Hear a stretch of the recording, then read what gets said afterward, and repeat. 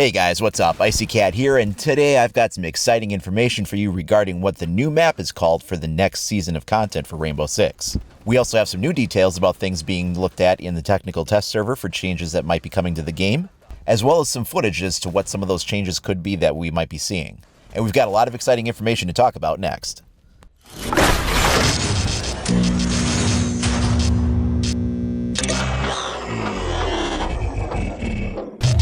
So let's jump right into this. The first piece of information we have to talk about is the new map that might be coming for the next season. And this is actually a screenshot from the map preferences menu. In the technical test server, they only have access to play House, Consulate, and Chalet. They can't play anything outside of those three maps, but the map preferences list still exists. And if you go in there, you do see this entry for Theme Park. This appears right underneath Bartlett University and Coastline and shows that it would be like the next map in the rotation. We don't know anything about it other than the name we see here, Theme Park.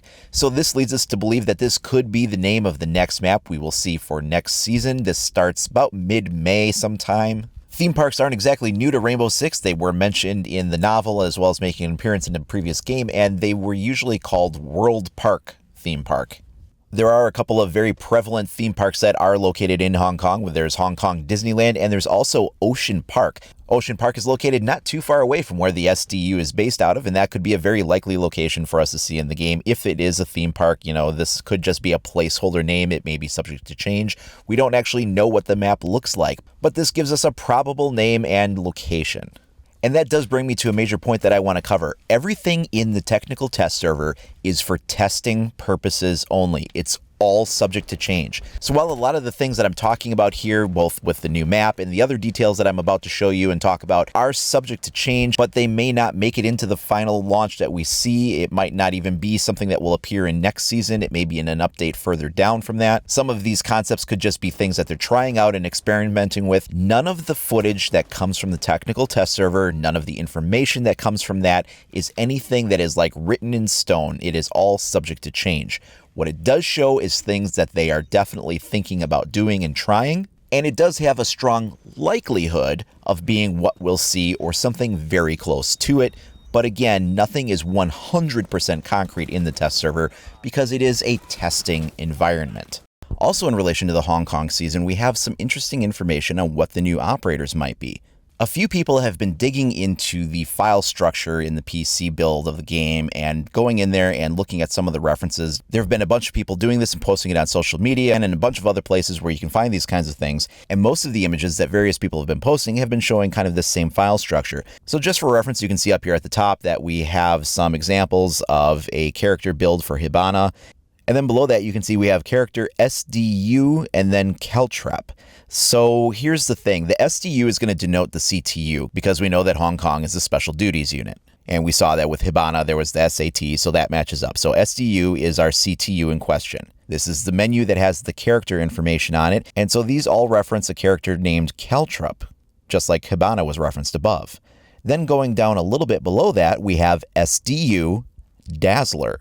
So it seems like the next two characters' names might be Caltrep and Dazzler. Now, we really have no idea what this could possibly mean for what their abilities might be. Caltreps are, of course, these spiky little things that get thrown down, and they're used in siege warfare. They actually come in a few different flavors. There's infantry Caltreps, and there are cavalry Caltreps that are of a larger quality, but the point being is that they're made so that when you step on these things, that the person then takes, a lot of damage, and they're incapacitated, and they can't advance forward. You would scatter these all over the ground. They can be a little hard to see depending on the conditions. And this definitely sounds like something that would be like a defensive kind of an operator for having something that you would spread out on the ground. However, an initial question would be like, what might make that different, for instance, than barbed wire? Well, that's a really good question. We simply don't know enough about this operator and what they might be able to bring to the table yet. The other reference for Dazzler is interesting because the Dazzler is actually kind of a non-lethal attachment that you can put onto firearms. They're used in law enforcement, also a little bit in military applications. And the concept behind this is that it's a non-lethal way to distract, disable, or disarm an enemy. It looks like a flashlight, but it's not. It wouldn't be something like Blitz's ability where like you stun them with a bright flash of light. That's not what a Dazzler is.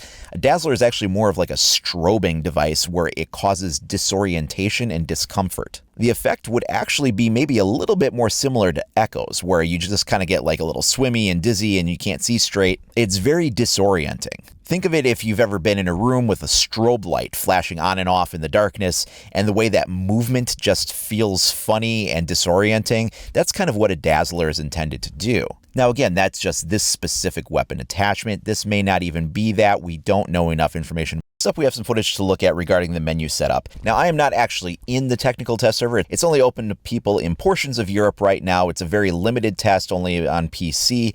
So, living in the United States, I don't have access to that. They may open that up for further testing later on to other people and wider groups. But as of right now, it's not something I can get into. However, user VLN Leon was kind enough to share some of this footage with me to show me what it looks like currently with this new setup. So let's begin by taking a look at the operator select screen. And you can see that this is a change from what it used to look like. So now we have it laid out slightly differently. We have more of this blocky icon style that matches the change that we saw in the UI with last season's Velvet Shell update.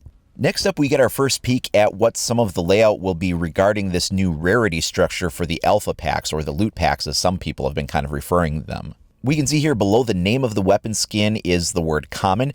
This kind of denotes the rarity structure that it falls within. In my previous video, I had shared with you how they were talking about the rarity structure, that there's going to be like common and uncommon, rare and elite and legendary, and so that these were going to have different tiers of how common they would be for when you would earn these alpha pack unlocks.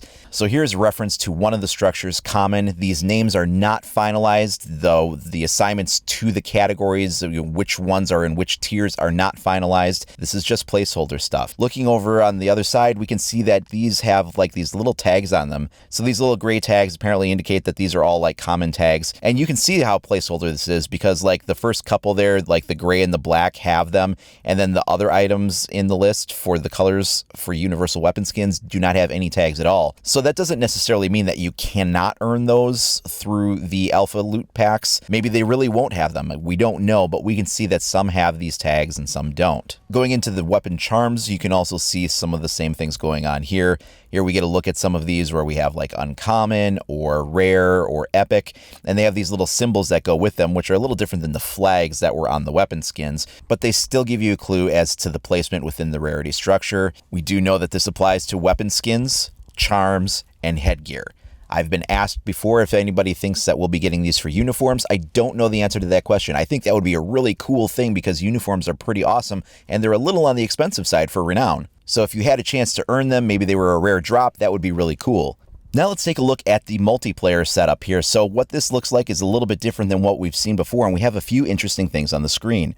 You'll notice down here in the corner of the screen, it says you can visit the home, shop, and operator section during matchmaking. You will be notified when your match is ready. So now you launch matchmaking, and right now we have these awkward times. You might be sitting there waiting for a minute and a half or 2 minutes or whatever it might be, but you can fill that time. Again, this is in the technical test server. You can fill that time by checking out the operators, switching around weapon attachments or skins, and you're in matchmaking waiting for the match to begin while you're doing these things. You can even go to the shop and you can browse items and decide if you want to pick something up. You'll see in the upper bar there, we have a reference to the multiplayer, what mode you're in, whether it's casual or ranked, an estimated wait time, and then how long you've been in the queue. So while you're browsing items, you can still kind of have that reference as you're going about things. When the game does launch, we have a little bit of a different operator selection screen than we're used to seeing. The recruit is up on the very top there, isolated by himself, and then the other operators are kind of laid out in a different arrangement. It's more of a horizontal arrangement. Now that's leading up to the beginning of the match. However, when you end the match, there's also now some different features that we can see. At the bottom of the screen here, and let's just pause this and sit on this for a second, we have find another match or keep playing as a team. If you don't choose anything, you will just then go back to the menu, and there's also a little icon on the right side there to do the same as well. So if you like the group you're playing with, you can choose to keep playing with them, or you can get tossed into some random matchmaking again. Another image that came up on the technical test server was this one, and it was listed as possibly a bug. This comes courtesy of Reddit user Jeannot, and it shows something interesting. We have a defensive operator outside with the "you are detected" message, but we don't kind of have like that vomit yellow-green filter on the screen that makes vision a little bit harder to see. It looks pretty much normal, and it just has a "you are detected" message. Now, he originally posted this with the comment thinking that maybe this was a bug, it wasn't intended. However, being a test server, they may be testing out the feasibility of this in the game. Defenders going outside is kind of a controversial thing. A lot of people don't like it, but in other cases, it's certainly a viable tactic, and it does look like the character is still being detected by the enemy team, and they're just not getting that yellow filter on the screen. So is this a bug, or is this an intended feature that they're testing to see how it works? At this time, that information isn't really known. These next clips come to us courtesy of a few people on the subreddit. So this first one is from Toridoki. I actually have 2 clips from him, and he shows examples of how Blitz's hitbox is now changed for his helmet. You can now see that he can safely fire through the earmuffs there and not get a hit registration on that. This other clip also reinforces that. This is from Reddit user Black and shows pretty much the same thing. And we can also see that we can fire through the face visor from the profile and it will not score a hit. So he has a smaller head hitbox now. This should make Blitz a completely viable character, because he can actually be behind the safety of his shield and not be picked off with headshots just because parts of his helmet stick out the sides.